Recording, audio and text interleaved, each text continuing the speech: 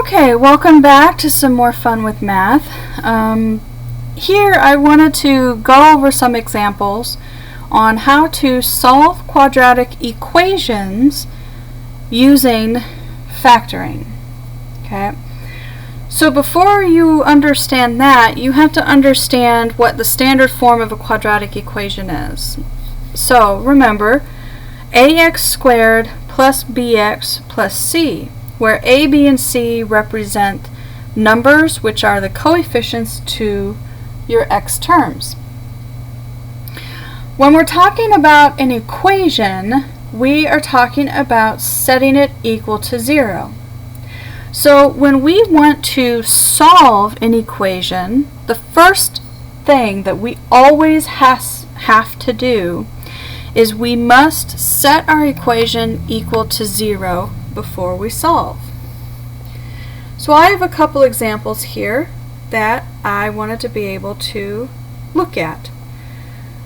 So first and foremost, I have the example 10x squared minus 16x is equal to negative 6. So let's go ahead and look at that. So we have 10x squared minus 16x equals negative 6. Well, the first thing to note is that we are not set equal to 0. So we have to set ourselves equal to 0. And in order to do that, says I need to take what I have, so take this 6 part, and I am going to move it this direction. Since it is negative, I have to move it through addition to the other side. Adding it to the other side just simply means that it's now going to be set equal to 0.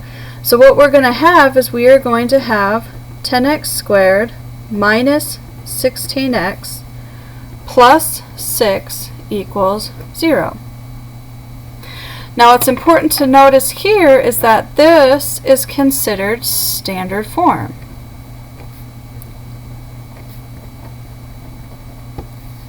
Because I'm in standard form, I can go ahead and start factoring.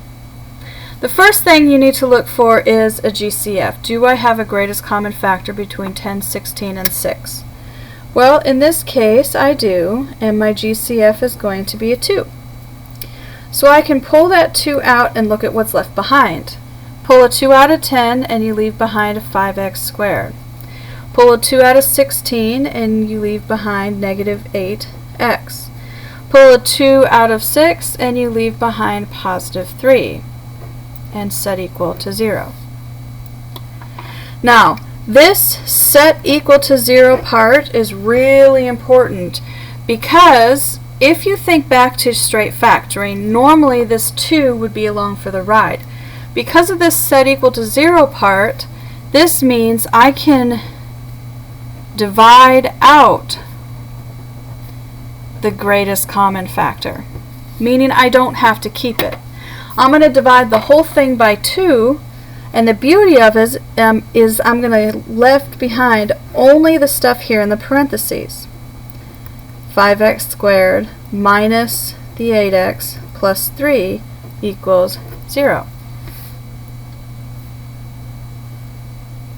Now that I have that, I can go ahead and factor it. And one of the easiest ways to be able to factor a problem is to use what's called bottoms-up method. Bottoms-up method says I'm going to take a times c. So in this case, I've got 5 times 3. When I multiply that together, it gives me 15. Now I want to look at my factors of 15. So I've got 1 and 15, 3 and 5. And I'm going to look at which combination of these is going to give me a negative result. Well, because my b is negative, in terms of my signs, this negative right here tells me that both factors must be negative. And the reason for that is because that is the only way to multiply to a positive and add to a negative is to have both of them be negative. So if I input my negatives here, so -1, -15, -3, -5, I need to decide which combination is going to give me what I want. Well, in this case, the only one that does that is -3, -5. Once I establish that, I want to make sure that I put my factors into the form. So I want to use the form x plus or minus, and then it is your factor divided by the a term. And I want to do that for each factor.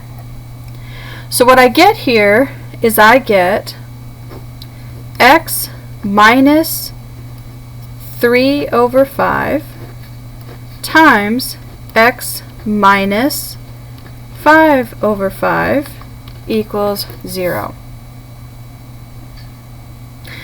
So with this, bottoms up says I need to reduce my fractions. 3/5 does not reduce, so this is x minus 3/5.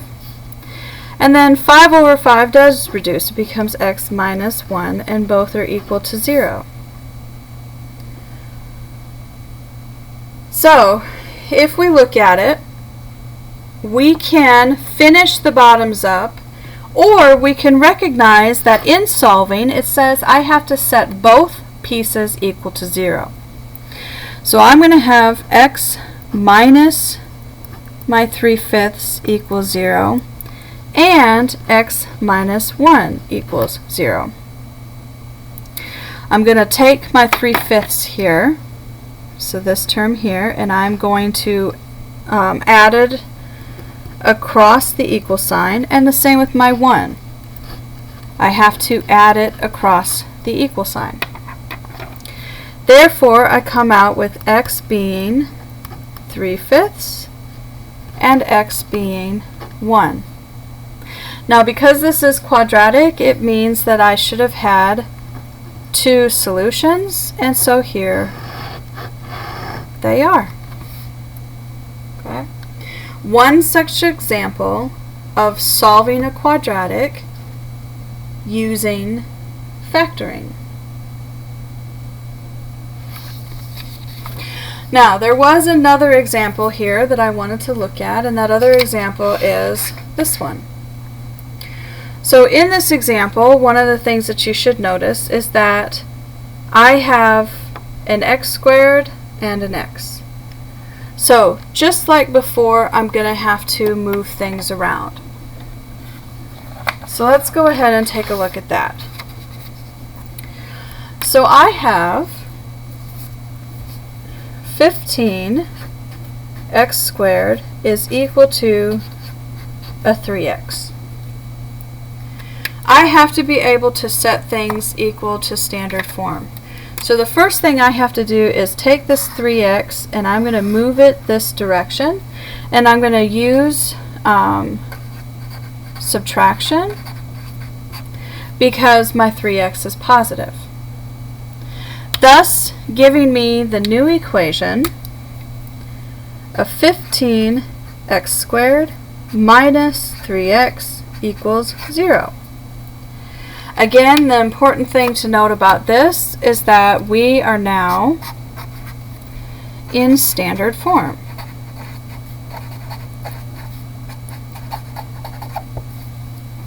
Standard form has to resemble ax squared plus bx plus c. However, not all terms have to be present for it to be standard form. Now, in working with this, again, I need to ask myself if I have a greatest common factor. And in this case, I do. And I have to look at both my constants or my coefficients and my variables. Now, the reason the variable comes into play is because notice I don't have any constants here. So I can include them in the GCF. So not only am I going to pull a 3 out, but I can also pull an x out. And when I do that, I have 3x times, pull a 3 out of 15, and you have 5 left behind. Pull an x out of x squared, and you have an x left behind. I'm still subtracting. Pull a 3x out of 3x and you have a 1 left behind equals 0. Now, in the previous example, we then divided the entire GCF out. However, in this instance, what you need to note here is that you cannot divide out a variable. This is a 3x, which means it is a standalone factor. So I actually have two solutions. The solution where 3x equals 0 and the solution where 5x minus 1 equals 0. Divide both sides by 3 and we get that x equals 0. In this case, I have to add 1 to both sides and divide by 5, and we get that x equals 1/5. And these would be your two solutions. So in a nutshell, that is everything that you kind of need to know about solving quadratics by factoring. Remember to fall back on all of your factoring background that you have. If you are somebody who is lacking in factoring or needs extra help in factoring, please make sure to check out some of the other factoring videos, as well as make sure you are asking lots of questions. And remember, math is bananas. So as long as you keep smiling, you ask tons of questions, and you make sure that you have fun with all the math that you do, everything will work out. And as always, I'll see you next time.